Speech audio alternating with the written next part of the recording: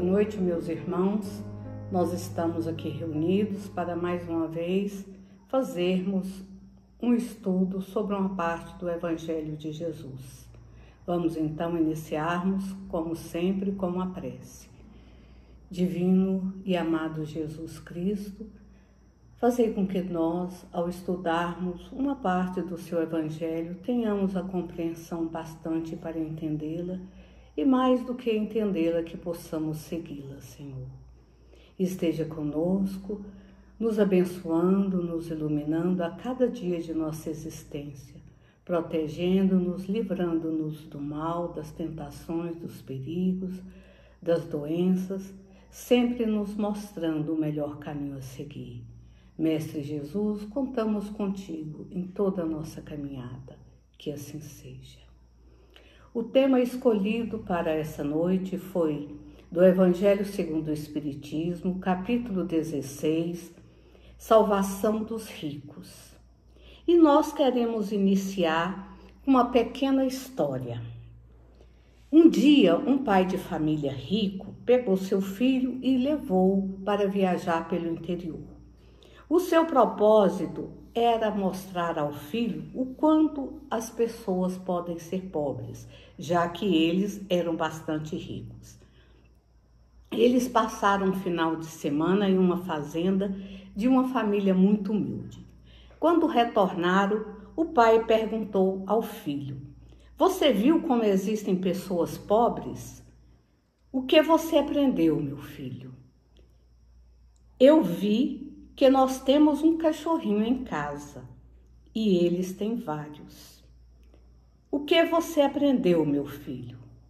"Nós temos uma piscina que alcança o meio do jardim e eles têm um riacho que não tem fim." "E o que você aprendeu, meu filho?" "Nosso quintal vai até o portão de entrada e eles têm uma floresta inteira." "E o que você aprendeu, meu filho?" "Nós temos uma varanda coberta, iluminada com luz elétrica, e eles têm as estrelas e a lua."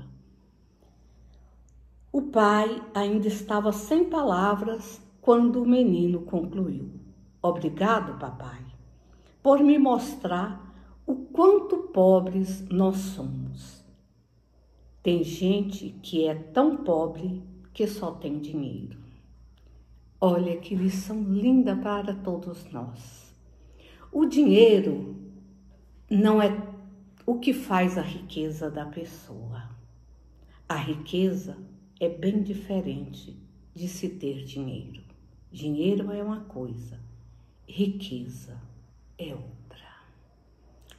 Às vezes, nós nos pegamos imaginando quão rico é aquela pessoa. Como eu gostaria de ser rica.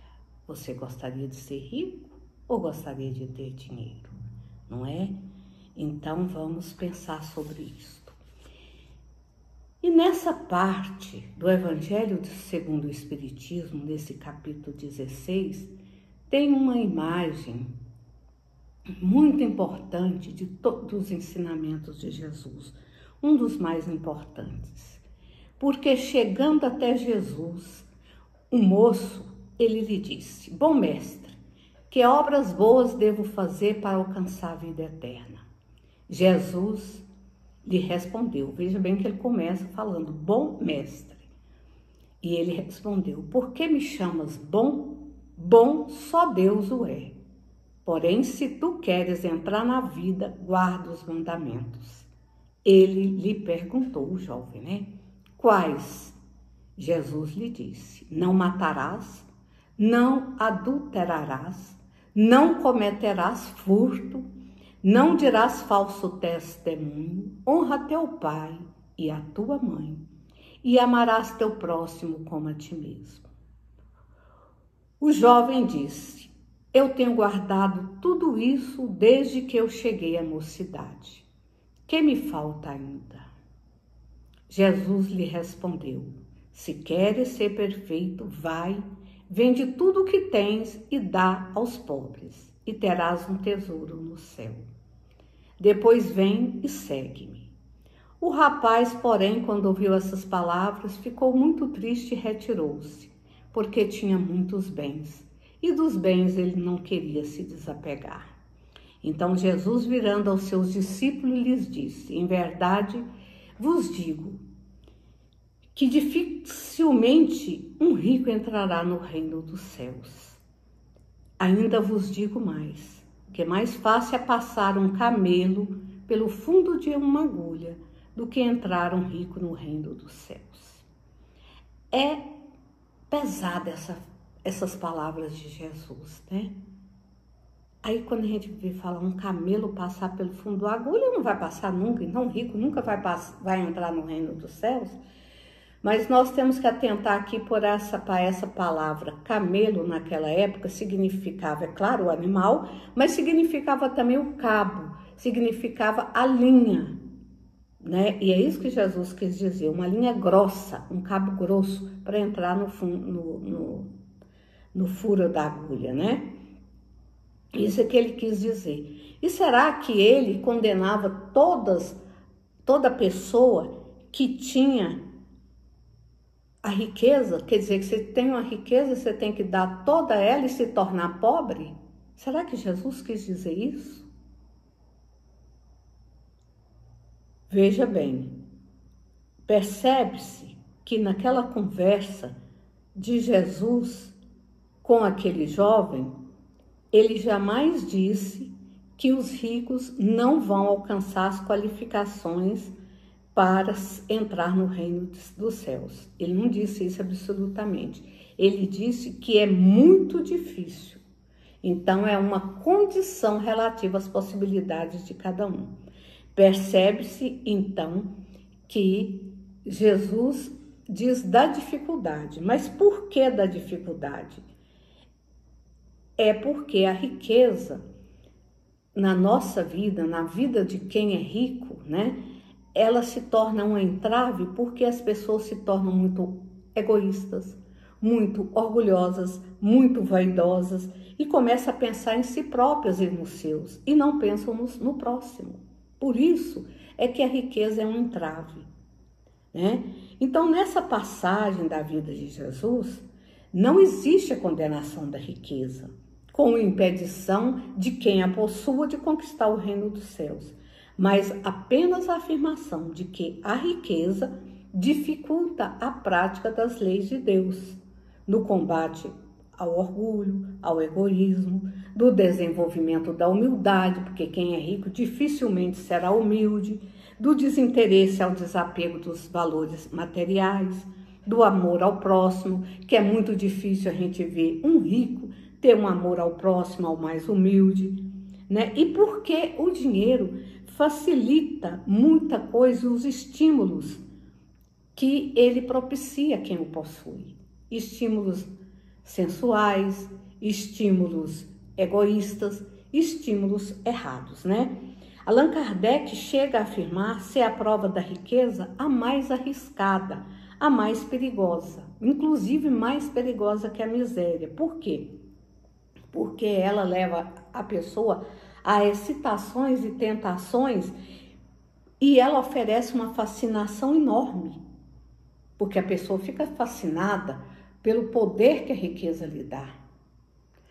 A riqueza dá um poder tão grande que as pessoas começam, inclusive, a ter domínio sobre outras pessoas, sobre os seus irmãos. E as pessoas se mostram cabisbaixas, dispostas a serem comandadas pelo que dispõe de maiores bens, né? E é o extremo excitante do orgulho, do egoísmo, da vaidade. Então, a riqueza, quem é rico, tem que ter um cuidado imenso. É o laço que prende mais poderosamente o homem à terra e desliga os seus pensamentos do céu. Quer dizer, quando o homem mais fica ligado às coisas terrenas e esquece das coisas do espírito. Mas nem por isso impede o rico de desenvolver-se no bem. É claro que ele pode desenvolver-se e muito no bem, ser um valioso instrumento de salvação nas mãos de quem saiba usar em benefício do bem a si próprio e aos demais, auxiliando pesquisas científicas, estudos, não é? Estudos avançados culturais, científicos e morais, criando fábricas, fornecendo empregos, auxiliando quem precisa. Olha agora que nós estamos nessa pandemia. Quantos ricos estão oferecendo riquezas, fortunas mesmo, para ser desenvolvidas aí vacinas, estudos para descobrir a cura para essa doença. E quem está fazendo isso é quem tem dinheiro, é quem é rico, mas quem é bom. Não é quem é avarento, não é quem segura o dinheiro para si e os seus, é quem está preocupado com toda a humanidade. Então a riqueza, assim como a inteligência, o poder, porque todos esses são terríveis na mão de quem tem, né? A riqueza, a inteligência, o poder, são neutros entre si, gente. Agora a maneira de usá-los é que é perigosa, né? A gente tem que saber usá-la para ser um instrumento de progresso no bem e não um instrumento no mal, né? Então, essa passagem da vida de Jesus constitui-se em uma aplicação do fora da caridade não há salvação. E realmente nós sabemos, né, que não há salvação. Ao mesmo tempo, gente, o dinheiro, nós temos que lembrar, é um grande bem que Deus coloca nas mãos de alguns. Mas coloca para quê? Para verificar a sua capacidade de utilizá-lo bem, para ver se a pessoa sabe administrá-lo. Se souberem fazer dele bênçãos no seu caminho, olha que remuneração eles vão ter no mundo espiritual, né? Saber que daquele dinheiro que eles têm vai depender o trabalho que eles vão proporcionar aos irmãos para que eles tenham o pão de cada dia. Isso é muito importante, né? Que bênçãos e que auxílios que eles vão poder levar. Levar o remédio ao enfermo, o pão ao faminto, o agasalho a quem tem frio, né? Isso é uma virtude, isso é caridade. O bom emprego que eles derem à fortuna também é um desapego, mas poucos o conseguem. Muitos amealham para si e seus familiares, né? Agora, e se hoje? E se hoje nós tivéssemos que seguir aquilo que Jesus disse ao moço? Vai, entrega a sua fortuna, divide ela e volta para trabalhar. Como vender o que possuímos para acompanhar Jesus, se já não está entre nós? Nada tão drástico seria necessário realizar e nem Jesus pediria isso de nós, não. Ele jamais pediria uma coisa dessa, né? Jesus não quer isso, mas naquele tempo ele precisava usar imagens fortes para que penetrasse no âmago dos seus interlocutores, para que eles entendessem o seu ensinamento. Agora, hoje, o que Jesus deseja de todos nós, principalmente dos ricos, é que os homens procurem salvar através do bom emprego, aqueles que não têm nada, ou aqueles que não podem trabalhar, eles deem condição para que eles se alimentem, para que eles se vistam, para que eles tenham remédios, né? E não esperem que lhe venham pedir, nem recusem os que o façam, mas principalmente que aqueles que têm meios, que vão buscar a dor, vão em busca da dor com seu dinheiro para aliviá-la, vão em busca da necessidade para supri-la. É isso que Jesus deseja. E quem assim procede, mesmo rico, está praticando o que Jesus recomendou. Está se desfazendo dos seus haveres para segui-lo, sem que para isso tenha que ficar pobre. Ele não quer que ninguém fique pobre. Ele quer que os ricos ajudem a quem tem menos. Ao contrário, Jesus, reconhecendo o verdadeiro emprego que está dando ao seu dinheiro, ele os multiplicará cada vez mais, para que cada vez mais aquele rico possa ajudar a seus irmãos. Sejamos, pois, ricos, mas saibamos nos salvar, utilizando os bens terrenos na prática do bem, em favor do bem comum. Se a riqueza ficar entousarada, guardada, sem lucro de todos pode gerar o colapso do progresso, e a riqueza é para existir o progresso. O centavo movimentado ao impulso da caridade é o avivamento do amor na terra, porque ele pode transformar cada minuto no remédio ao enfermo necessitado, no livro renovador para quem está desanimado, para quem está com depressão, né? No teto para os que estão sem rumo, para quem está na estrada, para quem está nas ruas. Ele pode ser também na gota de leite que tonifica o corpo subnutrido de uma criancinha que está sem lar, ou mesmo de um velhinho que está sem nutrição. E assim nós vamos compreender com segurança da lógica e com a harmonia da sensatez que, em verdade, não se pode servir a Deus e a Mamon, que é o nome do capítulo, né, que eu disse no início, que não se pode servir a Deus e a Mamon, mas que é nossa obrigação, das mais simples, colocar Mamon a serviço de Deus. E quem é Mamon, ou o que é Mamon? É o dinheiro. E nós temos a obrigação de colocar o dinheiro a serviço de Deus, e não Deus a serviço de Mamon, né? E que Mamon, então, esteja sempre a serviço de Deus.